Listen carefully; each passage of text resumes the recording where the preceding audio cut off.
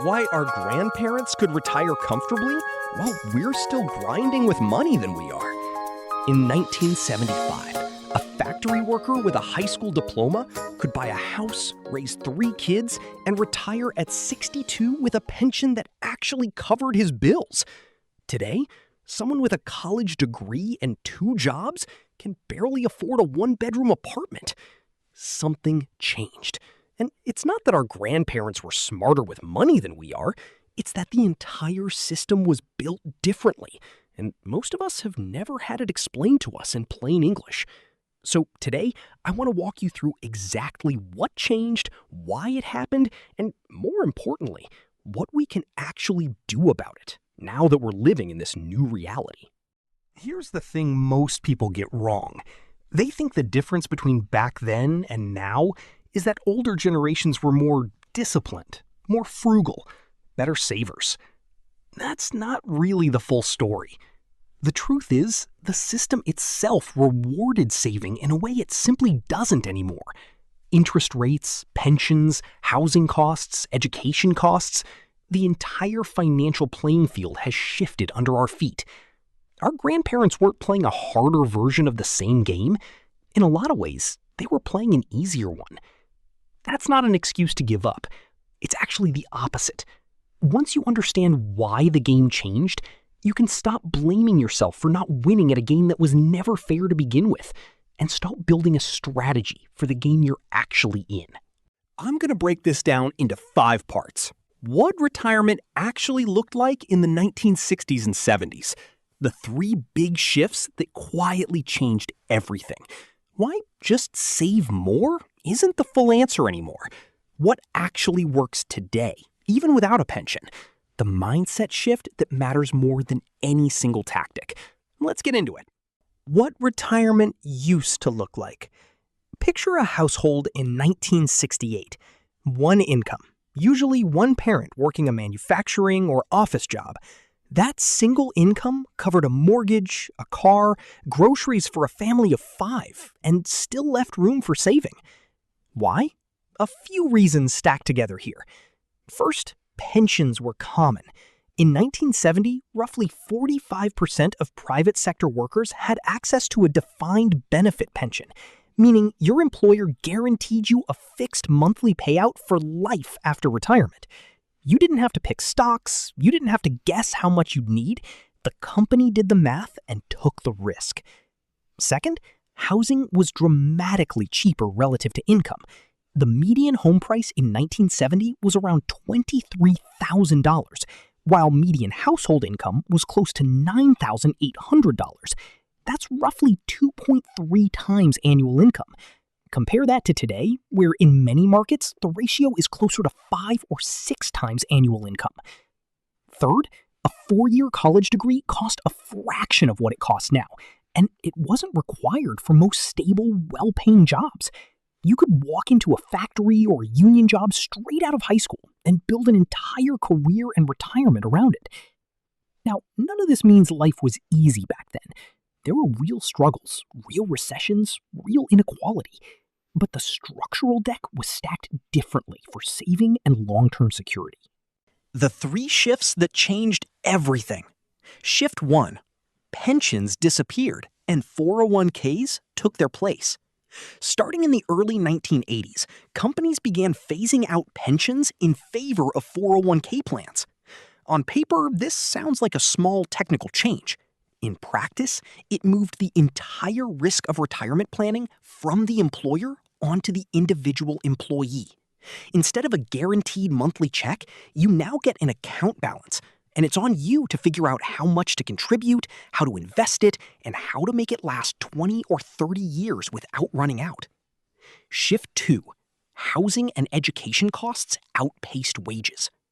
From the 1970s to today, housing prices have grown roughly 3 to 4 times faster than median wages in most major markets. College tuition has risen even faster.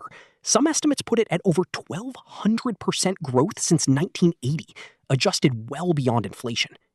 Meanwhile, wages for most workers have grown much more slowly, especially after accounting for inflation.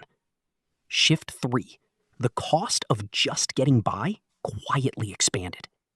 Things that used to be optional, a second car, internet, a smartphone plan, childcare for dual-income households, became functionally mandatory just to hold a job and raise a family.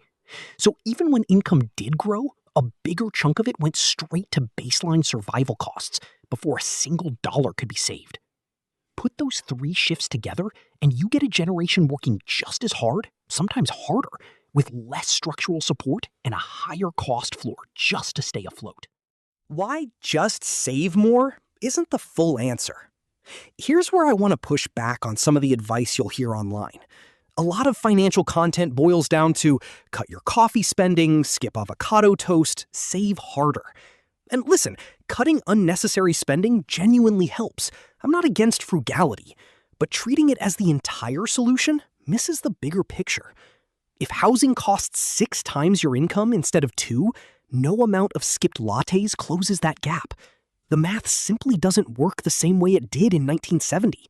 So the conversation has to shift from just save more to build a system that works within today's actual numbers. That's not doom and gloom. It's just being honest about the playing field, so the strategy you build actually fits the game you're in. What actually works today? So if pensions are gone and the old playbook doesn't fully apply, what do you actually do? A few things consistently show up as effective, regardless of income level. Automate before you can talk yourself out of it. Set up automatic transfers into a retirement account the same day you get paid. Removing the decision removes the temptation. Build the emergency fund first. Before investing aggressively, most financial advisors recommend having 3 to 6 months of essential expenses saved. This is what keeps one unexpected car repair or medical bill from turning into high-interest debt. Use low-cost index funds instead of trying to pick winning stocks. Historically, broad market index funds have returned around 7 to 10% annually before inflation over multi-decade periods. You don't need to beat the market. You need to be the market, consistently for a long time. Focus on the big 3 expenses: housing, transportation, and food, before micro-optimizing small purchases. These 3 categories typically make up 60 to 70% of a household budget. A 10% improvement in your housing or car costs usually outweighs months of skipping coffee. Treat income growth as part of the strategy, not just cutting. Since wages haven't kept pace the way they used to, actively growing your income through skills, side income, or career moves often moves the needle faster than cutting expenses ever will. None of these are secrets, but doing all 5 consistently? The contrarian point. Here's the part that might be uncomfortable. We've been taught that financial struggle today is a personal failure. That if you're not saving enough, it's because you're not disciplined enough. But when you look at the actual numbers, pensions disappearing, housing outpacing wages, education costs exploding, it becomes clear that a lot of this isn't a personal failure. It's a structural shift that most people were never taught to navigate. That doesn't mean you're off the hook for building good habits. It means the goal isn't to feel guilty for not replicating your grandparents' results with a completely different set of rules. The goal is to understand the actual rules you're playing under now and build a plan that fits them. So here's what I want you to take away from this. First, the gap between generations isn't really about willpower.